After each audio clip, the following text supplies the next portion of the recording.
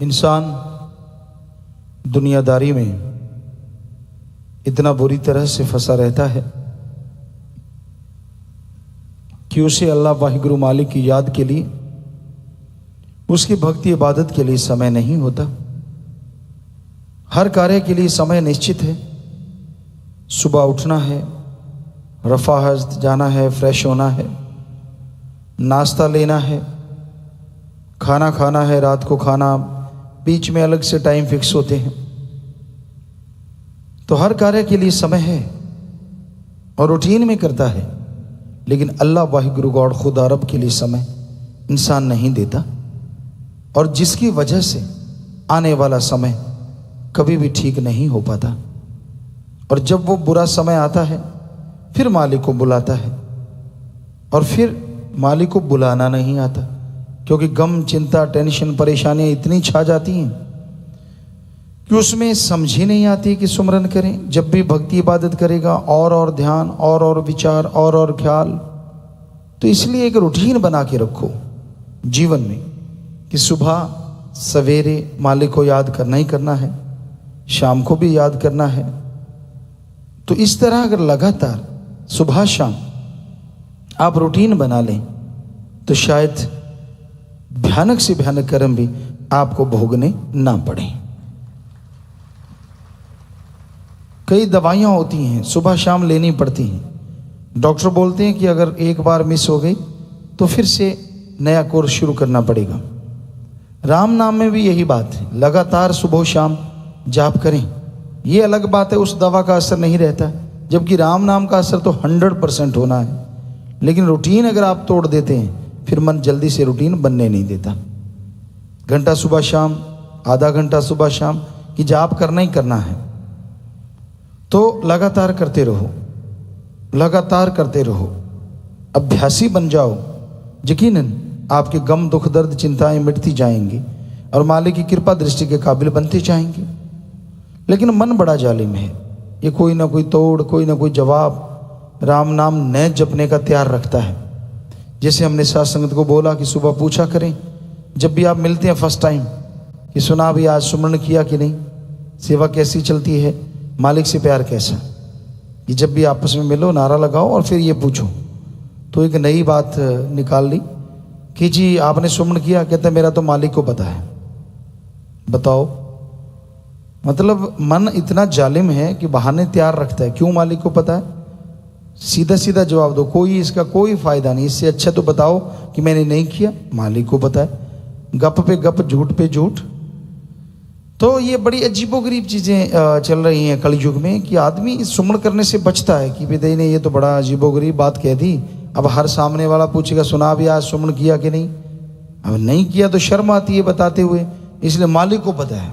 हम गलतियां पूछते हैं, सुना भाई, कई बार सज्जन मिलते हैं, सेवादार मिलते हैं, कोई गलती हुई आपको पता है जी, जानी जानो। हमने कहा हम तो कोई जानी जान नहीं, तेरे से हुई है तो बता दे, तू जानी जान नहीं। आदमी गलती करे उसको खुद को पता ही नहीं कि मेरे से गलती हुई है। मतलब गलती करके भी ना मानना। आम आदमी की बात छोड़ो, जब फकीर गुरु के सामने आदमी नहीं मानता तो कैसे बख्शा जाएगा, कैसे उसे खुशियां मिलेंगी। किसी किसी को ऐसा मौका मिल पाता है, पर बड़े बहाने हैं जी। नहीं जी आप जानो, मेरा तो बस आपको बताइए। बताओ, हमें तो कोई पता नहीं भाई, तेरा खुद को पता नहीं है तेरा। तो ये सारे बहाने नहीं चलते रूहानियत में। अगर आपसे कोई गलती होती है और कभी मौका मिलता है फकीर से बात करने का, और उसमें अगर आप तौबा कर लेते हैं तो यकीनन तार जल्दी जुड़ेगी। और अगर बहानेबाजी मारते रहते हो तो मन हावी रहेगा, आपको खुशियां नहीं मिलेगी। ये ठीक है, अल्लाह वाहिगुरु राम फकीर को बता देते हैं कौन कितने पानी में।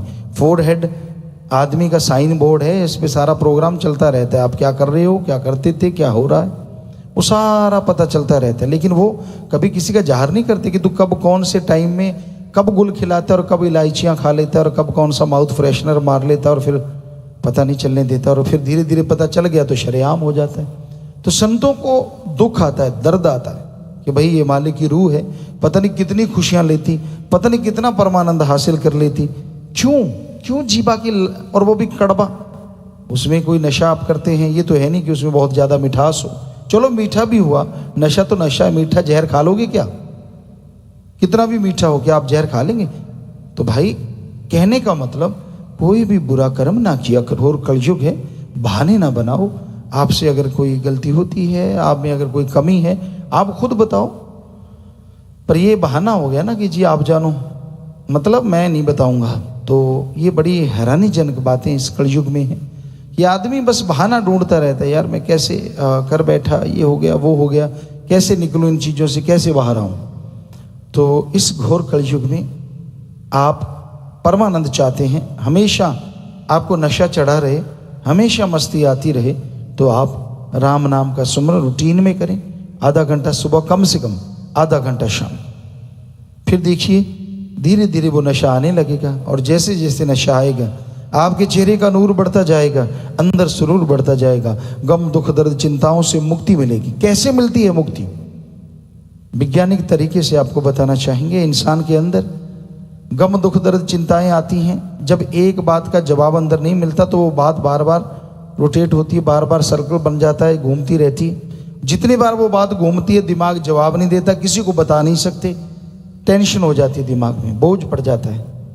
तो जैसे आप सुमन करेंगे, होता क्या है, रूटीन आपने बना ली, तो आप आमतौर पे डॉक्टर मानते हैं 15 से 20%, मतलब 10 से 15% ही आदमी अपने दिमाग का प्रयोग करता है।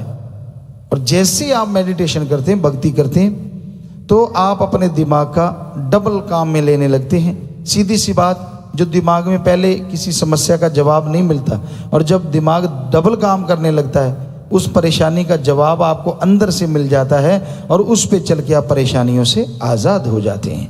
किसी को सलाह लेने की जरूरत नहीं पड़ती।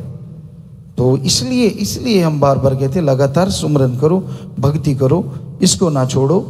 और चीज़ें छोड़नी है, आप लड़ पड़े आपस में, किसी से बात हो गई, बाकी चीज़ें छोड़ दो, क्योंकि राम नाम मत छोड़ो। अगर राम नाम छोड़ देते हो, मन हावी होगा, आपसे गलतियां करवाएगा, मालिक से दूर करेगा, और आपकी अच्छी भली बाहर जैसी जिंदगी में क्या पता कब नरक बन के कोई चीज़ आ जाए और आप सारी जिंदगी रोते रो तड़फते रहो। फकीरों का काम रोकना होता है, वो रोकते हैं, पर को मानू नहीं। कई बार पशु होते हैं, मानते नहीं, खाएंगे हम तो जी प्लास्टिक के लिफाफे। गाँव में देखा है हमने, प्लास्टिक के लिफाफे गऊ खाने लगती है, भैंस खाने लगती है, तो जाट जमींदार के पास डंडा होता है, नाक में मारता तड़ाक, उसको लगते हैं मेरे क्यों मारा। और कई बार खा जाती हैं, बाद में बीमार हो जाते हैं पशु और मर जाते हैं। उसी तरह संत पीर फकीर राम नाम का डंडा मारते रहते हैं। आदमी तिल मिला जाता है, यार मुझे कह रहे हैं क्या, और तेरे बाप को कह रहे, तुझे ही कह रहे हैं भाई। जो साथ संगत में आएगा उसी को ही बोलेंगे। अब जो कमी है, जिसमें गलती है, उसको ही बोलेंगे।